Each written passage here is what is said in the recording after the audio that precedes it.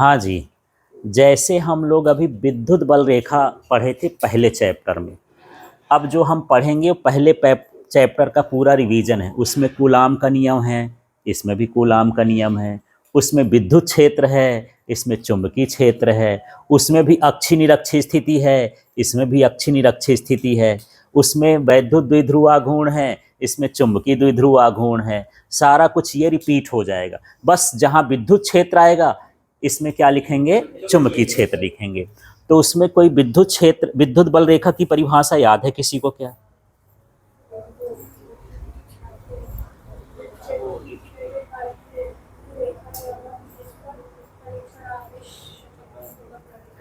हाँ जी, अब मैं बोलता हूं, विद्युत क्षेत्र में खींची गई काल्पनिक रेखा जिस पर एकांक आवेश स्वतंत्रता पूर्वक गमन करता है।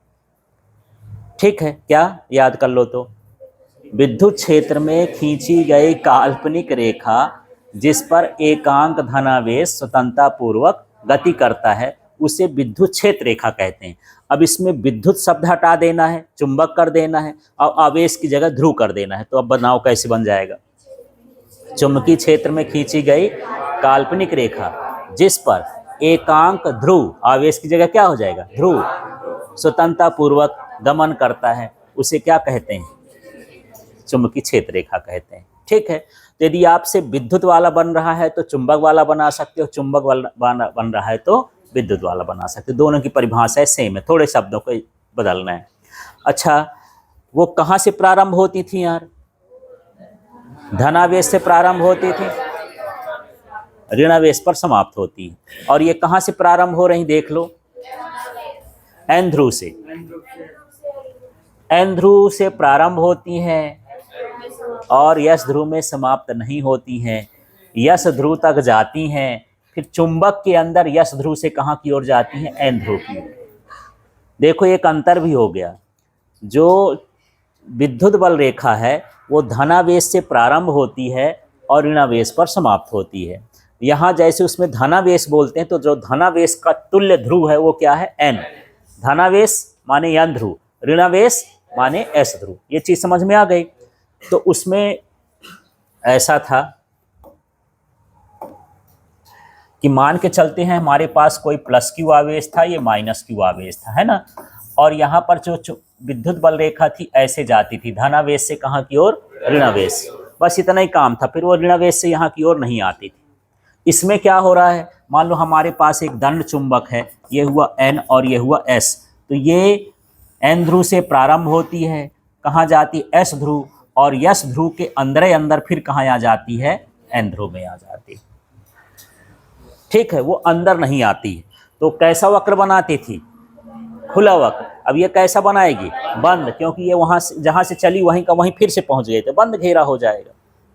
ठीक है, तो पहला तो यही हो गया कि ये धनावेश से प्रारंभ होता था और ऋणावेश पर वो क्या होता था, समाप्त। इसको क्या बोलोगे, यह एन ध्रुव से प्रारंभ होता है, यश ध्रुव तक जाता है और चुंबक के अंदर यश ध्रुव से कहाँ जाता है, एन ध्रुव की ओर जाता है। ठीक है, ये कैसा था, कैसा वक्र बनाता था, खुला वक्र बनाता था। ये कैसा बनाता है, बंद वक्र बनाता है। अब बाकी गुण वैसे ही वैसे हैं। ये कैसा होता था, सतत, माने टुकड़े में नहीं जाता था। ये भी कैसा है, सतत, रुक रुक के नहीं जाता। ये भी कैसा होता है, सतत होता है। जैसे उसमें रखे थे कि जो विद्युत बल रेखाएं एक दूसरे को प्रच्छेद नहीं करती हैं, दो चुंबकीय रेखाएं भी एक दूसरे को प्रच्छेद नहीं करती हैं। उसमें पढ़े थे कि जहाँ सघन होती है चुंबकीय विद्युत क्षेत्र की तीव्रता अधिक होती है। यहाँ भी हो जाएगा, जहाँ सघन होगा चुंबकीय क्षेत्र की तीव्रता क्या हो जाएगी, अधिक। सघन का मतलब क्या है, पास पास है। जैसे इस इलाके में पूछूं यहाँ पास, तो ये विद्युत क्षेत्र का मान, चुंबकीय क्षेत्र का मान कैसा होगा, अधिक, क्योंकि यहाँ पर 1 2 3 4 बहुत सारी रेखाएं हो गई। और यहाँ बाहर में पूछूं तो यहाँ पर ये कैसी हैं, विरल, विरल का मतलब दूर दूर है, तो चुंबकीय क्षेत्र का मान कैसा हो जाएगा, कम हो जाता है।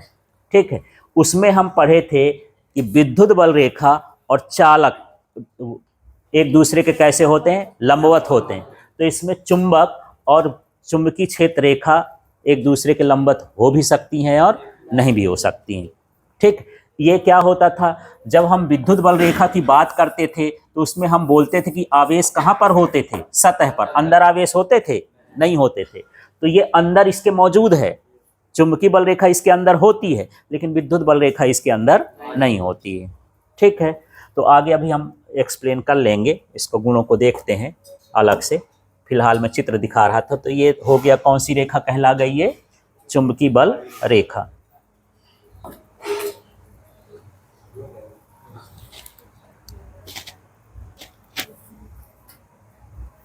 तो चुंबक के बाहर N से S जाती है और अंदर कहाँ से जाती है? S से N जाती है। ठीक है,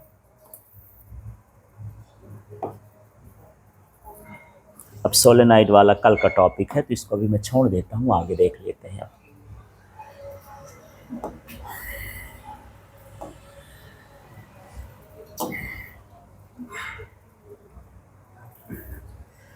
तो यहाँ पर हमको अब क्या समझना है? चुंबकीय क्षेत्र रेखा भी बोल सकते हैं और बल रेखा भी। चुंबकीय क्षेत्र रेखा, तो परिभाषा क्या हो गई यार? क्या है? चुंबकीय क्षेत्र में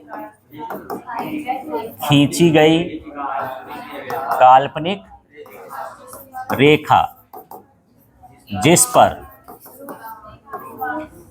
ठीक, एकांक ध्रुव भी बोल सकते हो या फिर चुंबकीय सुई भी बोल सकते हो। ठीक है ना?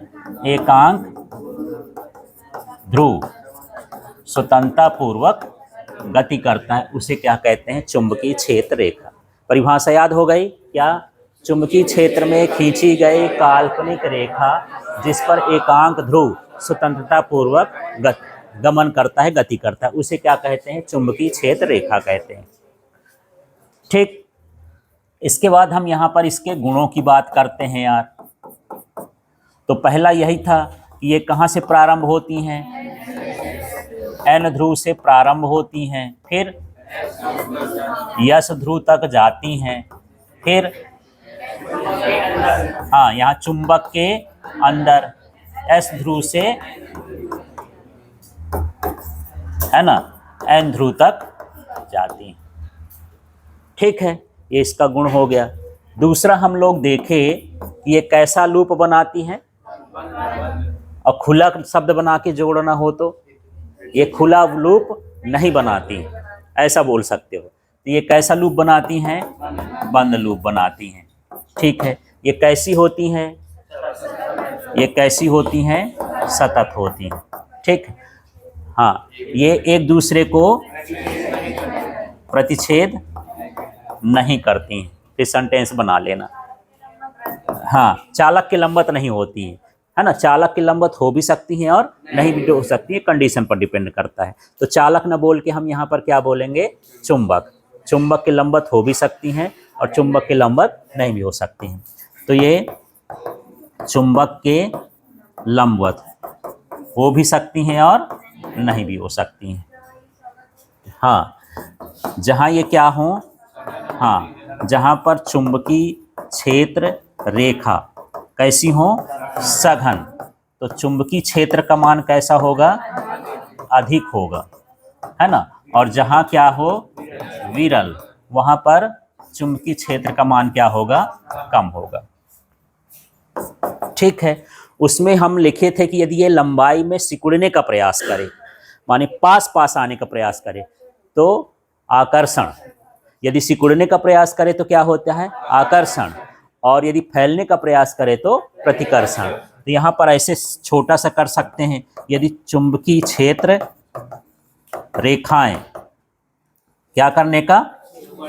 हाँ, सिकुड़ने का प्रयास करती हैं तो आकर्षण को व्यक्त करती हैं। और अगला क्या हो जाएगा? यही पूरा लाइन यहाँ पर क्या हो जाएगा? फैलने का प्रयास करें तो क्या होता है? प्रतिकर्षण होता है। ठीक है, उसमें हम और देखे थे, उसमें ये था कि यदि हम किसी बिंदु पर स्पर्श रेखा खींच दें तो चुंबकीय क्षेत्र की दिशा का पता चलता था, विद्युत क्षेत्र की दिशा का। यहाँ भी यदि हम कहीं किसी बिंदु पर स्पर्श रेखा खींच दें तो किसकी दिशा बताएगा? चुंबकीय क्षेत्र। स्पर्श रेखा का मतलब ये है कि मान के चलो ये जो है एक चुंबकीय क्षेत्र रेखा है और इस बिंदु पर मैं एक स्पर्श रेखा खींच दूं तो किसकी दिशा हो जाएगी? चुंबकीय क्षेत्र। तो हम इसी को लिखेंगे, कि चुंबकीय क्षेत्र रेखा के किसी बिंदु पर खींची गई स्पर्श रेखा चुंबकीय क्षेत्र की दिशा को व्यक्त करता है। तो क्या हो जाएगा, क्या, चुंबकीय क्षेत्र रेखा के किसी बिंदु पर खींची गई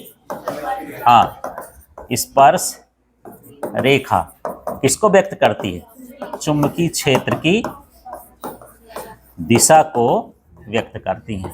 ठीक है, अब यदि एक समान चुंबकीय क्षेत्र हो, बराबर चुंबकीय क्षेत्र हो, तो उसमें था यदि बराबर विद्युत क्षेत्र होता था तो चुंबकीय वो विद्युत बल रेखाएं समांतर होती थी। यहाँ भी क्या हो जाएगा कि यदि कैसा क्षेत्र है, एक समान चुंबकीय क्षेत्र है तो चुंबकीय क्षेत्र रेखाएं कैसी होंगी, ये कैसी होती हैं, समांतर होती हैं। ठीक है, इस तरह से इसके क्या हो जाएंगे, गुण हो जाएंगे। तो एक बार रिपीट करता हूँ, फिर इसके बाद चित्र बना लेंगे। तो इसमें क्या है, चुंबकीय क्षेत्र रेखा, बोल तो दो क्या है ये, चुंबकीय क्षेत्र में खींची गई काल्पनिक रेखा जिस पर एकांक ध्रुव, और एकांक ध्रुव न लिखना हो तो चुंबकीय सुई भी लिख सकते हैं। चुंबकीय सुई स्वतंत्रता पूर्वक गति करती है। ठीक है, क्योंकि अकेला ध्रुव पॉसिबल नहीं है तो हम उसमें एकांक ध्रुव लिख भी दिए हैं, तो वो ज़्यादा सही शब्द नहीं है, तो चुंबकीय सुई भी लिख सकते हो। ठीक, अब गुणों की बात करते हैं। तो क्या, ये एन ध्रुव से प्रारंभ होती हैं, एस ध्रुव तक जाती हैं, और चुंबक के अंदर यस ध्रुव से अयन ध्रुव तक आती हैं। ठीक है, ये बंद लूप बनाती हैं। फिर एक्स्ट्रा क्वेश्चन आ जाता है कि बंद लूप क्यों बनाती हैं, है ना। एक्स्ट्रा क्वेश्चन क्या आ जाए कि बंद लूप क्यों बनाती है। ऊपर वाली लाइन लिख दोगे, एन ध्रुव से प्रारंभ होती हैं, यस ध्रुव तक जाती हैं, और यस ध्रुव से फिर पुनः एन ध्रुव में आ जाती हैं, इसलिए क्या बनाती हैं, बंद लूप। इसका एक्स्ट्रा क्वेश्चन अलग से फिर मैं लिखा दूंगा। फिर ये कैसी होती हैं, सतत होती हैं। तो ये भी पूछता है सतत क्यों होती हैं, क्योंकि चुंबकीय क्षेत्र पर एकांक ध्रुव पर लगातार बल लगता है। किसी पर लगातार बल लगे, मैं लगातार बोलता जाऊं तो आपको यह एक ही चीज सुनाती जाएगी, बीच में रुकेंगे नहीं तो, है ना। तो ये कैसी होती हैं, सतत। फिर ये एक दूसरे को प्रच्छेद नहीं करती। तो पूछता है कि प्रच्छेद क्यों नहीं करती, तो जो पिछला वाला है, यदि ये प्रच्छेद करेंगी तो प्रच्छेद बिंदु से दो स्पर्श रेखा खींची जा सकती है। हाँ, जो कि विद्युत क्षेत्र चुंबकीय क्षेत्र की दो दिशाओं को व्यक्त करेगा। एक स्पर्श रेखा एक चुंबकीय क्षेत्र की दिशा को व्यक्त करता है, दो स्पर्श रेखाएं दो, तो एक बिंदु पर दो होते नहीं, इसलिए यहाँ पर ये संभव नहीं है, तो उसको भी अलग से लिखा देंगे। फिर जहाँ चुंबकीय क्षेत्र रेखा सघन होती है, चुंबकीय क्षेत्र का मान अधिक जहाँ विरल होती है वहाँ क्या हो गया, कम होता है। चुंबकीय क्षेत्र रेखाएं सिकुड़ने का प्रयास करते हैं तो आकर्षण को व्यक्त करती हैं, और पूरा लाइन फैलने का प्रयास करें तो क्या हो जाता है, प्रतिकर्षण को। चुंबकीय क्षेत्र रेखा के किसी बिंदु पर खींची गई स्पर्श रेखा चुंबकीय क्षेत्र की दिशा को व्यक्त करती हैं। एक समान चुंबकीय क्षेत्र में चुंबकीय क्षेत्र रेखाएं समांतर होती हैं। ठीक है, चलिए फटाफट लिखिए अब इनका।